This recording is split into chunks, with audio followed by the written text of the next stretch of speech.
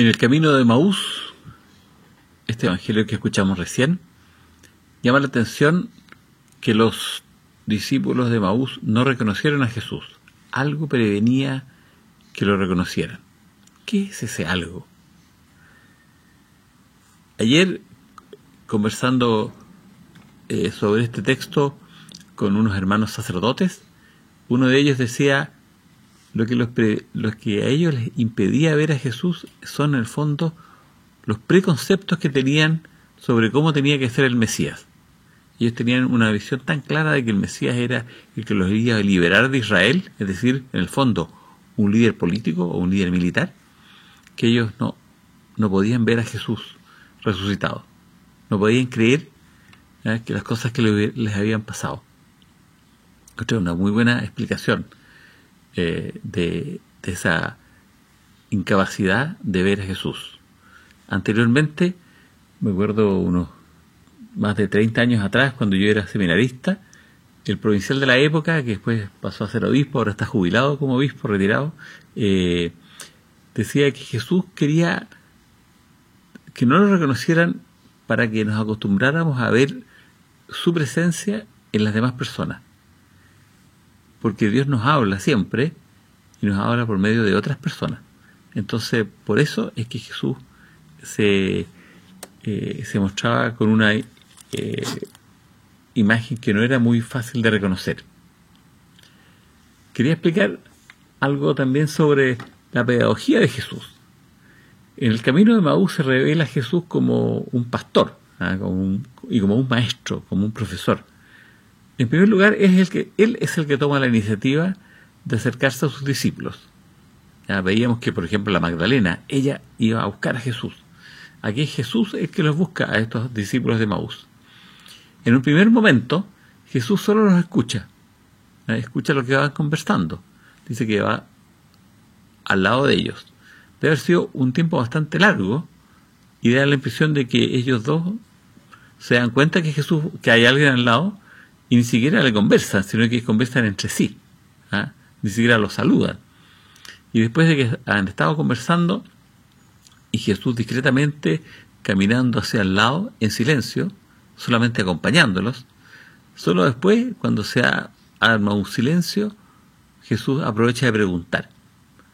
Entonces Jesús empieza a hablar, pero no dándoles un sermón, no enseñando, sino para seguir escuchando, porque solamente les pregunta de qué estaban hablando, y ahí los sigue, los deja seguir hablando. Y ellos hablan y hablan y hablan y le explican todo lo que querían decirle. ¿Y qué hace Jesús? Solamente escucha con atención, los oye, sin ningún apuro, sin interrumpirlos. Bueno, solo cuando los discípulos han dicho todo lo que querían decir, recién ahí Jesús empieza a anunciar la buena noticia de la resurrección. Y no lo hace directamente. Él no dice, yo soy Jesús, estoy vivo, resucité. No. En esta segunda parte del diálogo Jesús empieza a hablar, pero recapitulando conocimientos previos, como se dice en los colegios.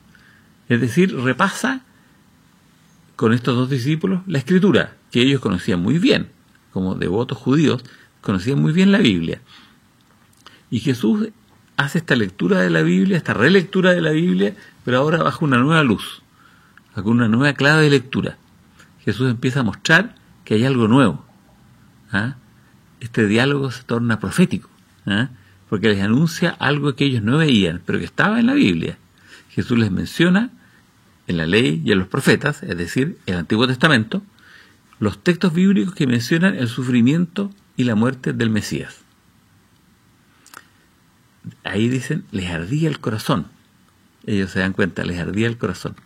A mí mismo me pasó que cuando yo, todavía siendo ingeniero, sin haber recibido aún mi vocación, estuve en cursos de teología para laicos con el gran profesor que después llegó a ser obispo de Concepción, arzobispo de Concepción, don Antonio Moreno. Sus clases eran tan entretenidas y tan apasionantes que yo siento que me ardía el corazón a escuchar esas explicaciones de la Biblia que nos hacía don Antonio. Bien, esa es una clase de Biblia magistral que les hace Jesús a sus discípulos, a estos discípulos de Emaús.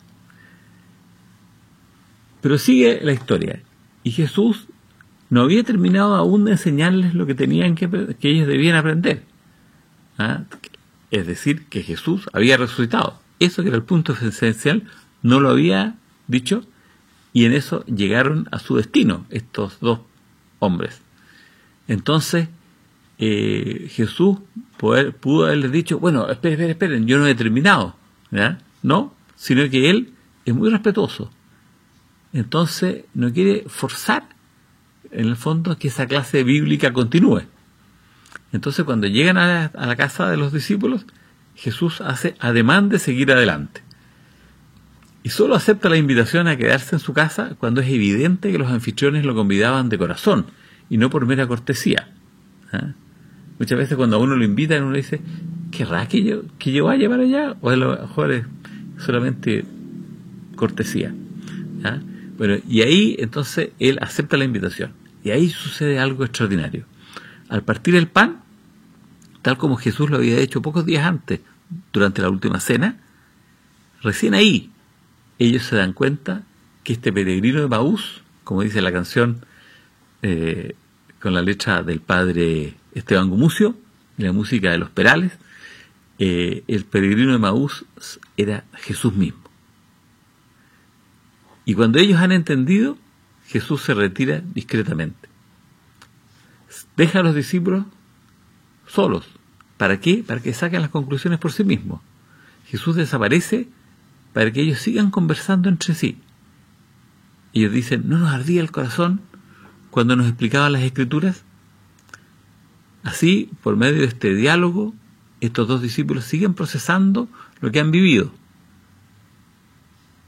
Y este proceso les lleva a un nuevo conocimiento, a algo que no sea un mero repetir la consigna, Jesús resucitó, sino el fruto de una experiencia personal, algo que realmente sea convincente.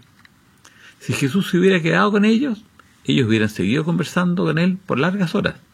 Pero ¿qué hace? Él se va, desaparece. ¿Ah? Seguramente ellos hubieran estado felices de seguir conversando con Jesús. Pero Jesús quería que ellos siguieran creciendo como personas, que siguieran madurando en su fe. Por eso Jesús los deja. Y ellos se transforman de discípulos en misioneros. Vuelven inmediatamente a Jerusalén a anunciar que Jesús resucitó. Ni se acordaron que estaban cansados. Habían caminado ya, dicen, 10 kilómetros. Ahora 10 de vuelta, imagínense. Y además que ya era de noche. Ellos habían salido de la ciudad como a las 4 de la tarde. Pero habían salido tristes y sin esperanza. Descansados, pero tristes. En cambio ahora vuelven cerca de medianoche a la ciudad santa, a Jerusalén, pero ahora llenos de energía e iluminados en esa noche, iluminados por la fe en Cristo resucitado. Ahora están llenos de alegría y entusiasmo porque por experiencia propia, a través del diálogo de Jesús, el diálogo con Jesús y el diálogo entre ellos, han aprendido lo más importante que un ser humano debe saber: Jesús resucitó.